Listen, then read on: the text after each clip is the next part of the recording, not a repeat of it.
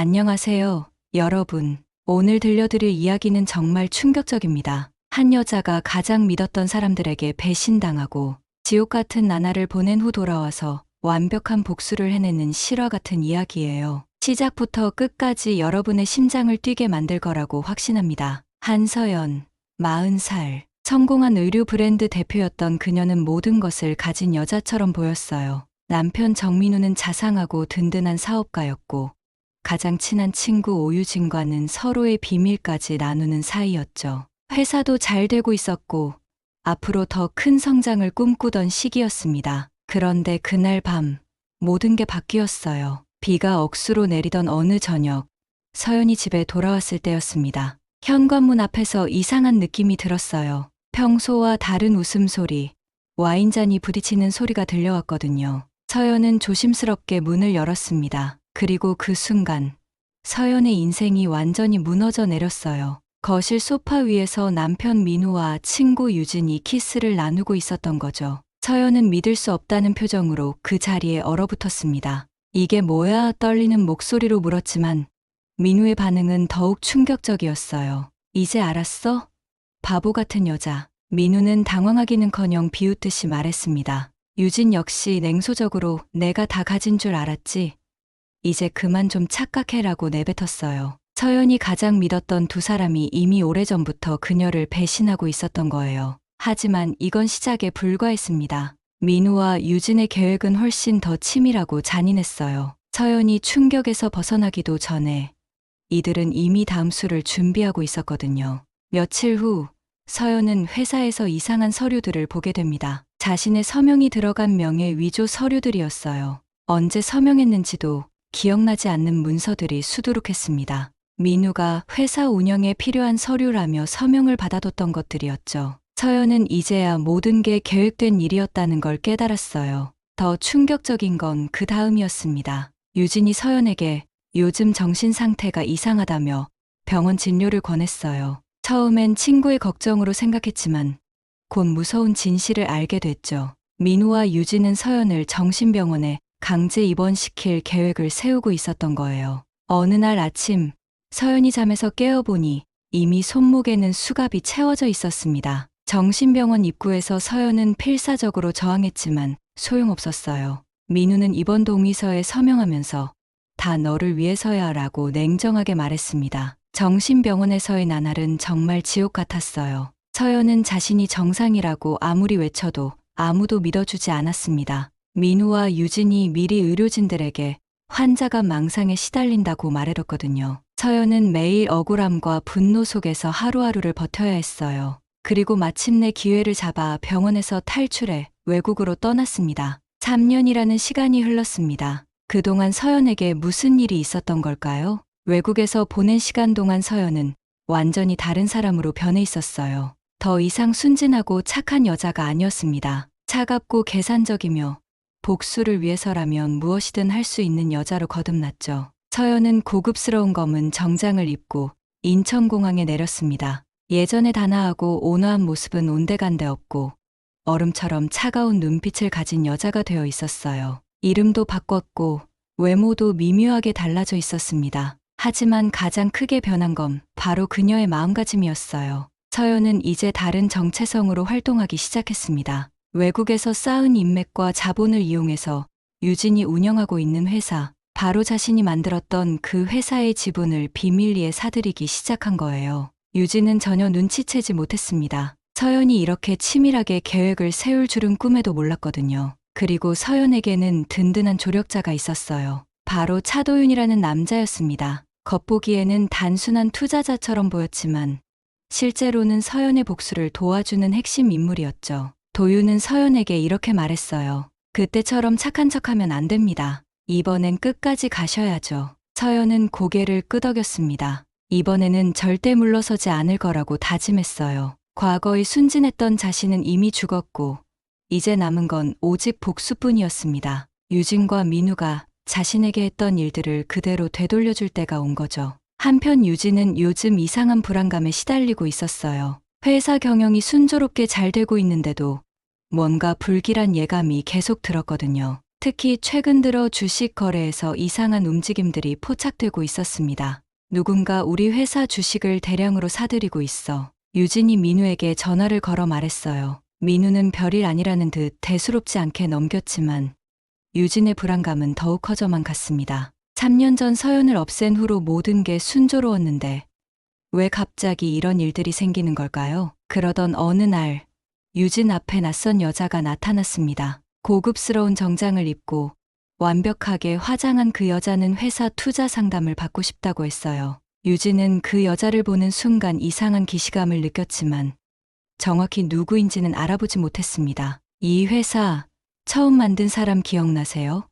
그 여자가 미소를 지으며 물었어요. 순간 유진의 손이 떨리기 시작했습니다. 그 목소리, 그 말투가 너무나 익숙했거든요. 하지만 설마 그럴 리가 없다고 생각했어요. 서연은 3년 전에 이미 사라졌고 다시는 돌아올 수 없을 거라고 믿었으니까요. 유진은 급하게 민우에게 연락했습니다. 이상한 일이 생겼어. 누군가 우리를 조사하고 있는 것 같아. 하지만 민우는 여전히 방심하고 있었어요. 설마 그 여자가 돌아왔을 리는 없잖아. 너무 예민하게 굴지 마. 민우의 안일한 반응이 유진을 더욱 불안하게 만들었습니다. 서연의 정체를 완전히 확신하지 못하던 유진에게 결정적인 순간이 찾아왔습니다. 며칠 후 회사에서 열린 임원회의에서 그 여자가 다시 나타난 거예요. 이번에는 더욱 당당하고 확신에 찬 모습이었습니다. 안녕하세요, 오유진 대표님. 서연이 차갑게 미소 지으며 인사했어요. 그 순간 유진은 온몸에 소름이 돋았습니다. 그 눈빛, 그 목소리가 분명히 서연이었거든요. 하지만 예전에 순진하고 착했던 서연과는 완전히 다른 사람이 되어 있었어요. 당신이 누구죠? 유진이 떨리는 목소리로 물었습니다. 서연은 천천히 자리에 앉으며 대답했어요. 저요? 이 회사의 새로운 대주주가 될 사람입니다. 그리고 책상 위에 서류 뭉치를 내려놓았죠. 바로 회사 지분 매입 계약서들이었어요. 유진의 얼굴이 새하얗게 질렸습니다. 서연이 몰래 회사 주식을 사들여서 이미 상당한 지분을 확보했다는 뜻이었거든요. 이럴 수가 없어. 당신은 이미 죽은 거나 마찬가지야. 유진이 소리쳤지만 서연은 여전히 차분했어요. 죽었다고 생각하셨나요? 그럼 지금 앞에 앉아 있는 저는 누구일까요? 서연의 말에 유진은 더 이상 할 말이 없었습니다. 그제야 3년 전의 일들이 모두 들통날 것 같은 공포감이 밀려왔어요. 한편 도윤은 민우를 직접 만나러 갔습니다. 민우는 도윤을 그저 평범한 투자자 정도로 생각하고 있었는데 도윤의 첫 마디가 그 생각을 완전히 바꿔놓았어요. 정민우 씨, 3년 전에 부인을 어떻게 했는지 기억나시나요? 민우의 표정이 굳어졌습니다. 당신이 누구길래 그런 걸 묻는 거야? 도윤은 냉정하게 대답했어요. 저는 그분의 복수를 도와드리는 사람입니다. 그리고 이제 당신들의 모든 죄값을 치를 때가 왔어요. 그때부터 민우와 유진 주변에서 이상한 일들이 연달아 일어나기 시작했습니다. 회사 직원들이 하나둘씩 사표를 내기 시작했고 거래처에서도 계약을 취소한다는 연락이 쏟아졌어요. 모든 게 동시에 무너져 내리고 있었습니다. 서연의 복수는 이제 본격적으로 시작됐습니다. 그녀는 3년 동안 철저히 준비해온 증거들을 하나씩 세상에 공개하기 시작했어요. 가장 먼저 언론에 흘러나온 건 민우와 유진의 불륜 관계였습니다. 3년 전 서연이 집에서 목격했던 그 장면들.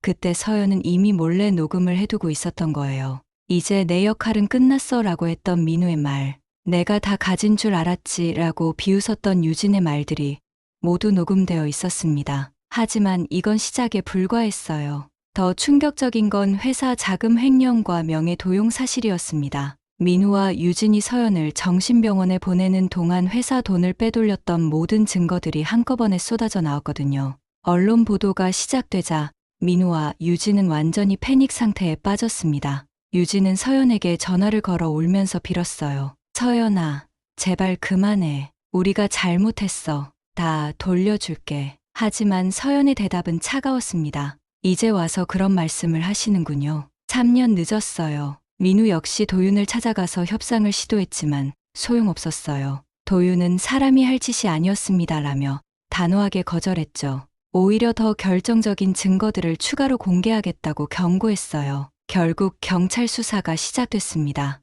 민우와 유진은 횡령, 명예 도용, 강제 입원 등 여러 혐의로 조사를 받게 됐어요. 그들이 3년간 저질러온 모든 범죄들이 하나씩 밝혀지고 있었습니다. 서연은 이 모든 상황을 조용히 지켜보고 있었어요. 복수는 이제 절정에 달하고 있었고 민우와 유진이 받을 심판의 날이 다가오고 있었습니다. 그녀의 긴 기다림이 드디어 결실을 맺을 때가 온 거죠. 드디어 그날이 왔습니다. 서연이 기자회견을 열었어요. 수많은 기자들과 카메라 앞에서 서연은 차분하게 자신의 이야기를 들려주기 시작했습니다. 3년 전 당했던 배신, 억울한 정신병원 입원, 그리고 모든 걸 잃고 외국으로 떠날 수밖에 없었던 참혹한 현실까지 말이에요. 저는 한서연입니다. 3년 전 이 회사를 만든 사람이고 가장 믿었던 사람들에게 모든 걸 빼앗긴 피해자예요. 서연의 목소리는 떨리지 않았습니다. 오히려 더욱 단단하고 확신에 차 있었어요. 기자들은 숨죽이며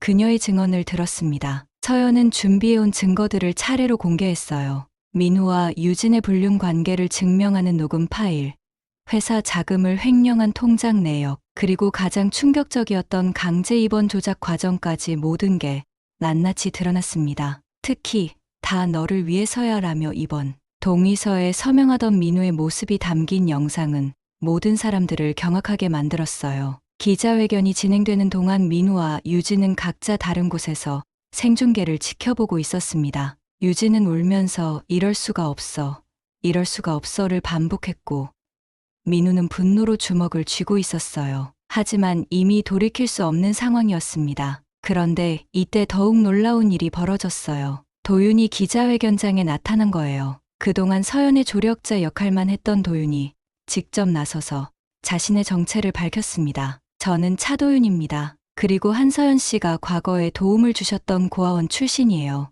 기자들이 웅성거렸습니다. 도윤은 계속해서 설명했어요. 한서연 씨는 10년 전부터 저희 시설에 꾸준히 후원을 해주셨고 제가 지금의 자리에 오를 수 있었던 것도 모두 그분 덕분입니다. 그런 분이 이런 일을 당했다는 걸 알았을 때 저는 반드시 도와드려야겠다고 생각했어요. 이 순간 민우가 기자회견장에 난입했습니다. 거짓말이야.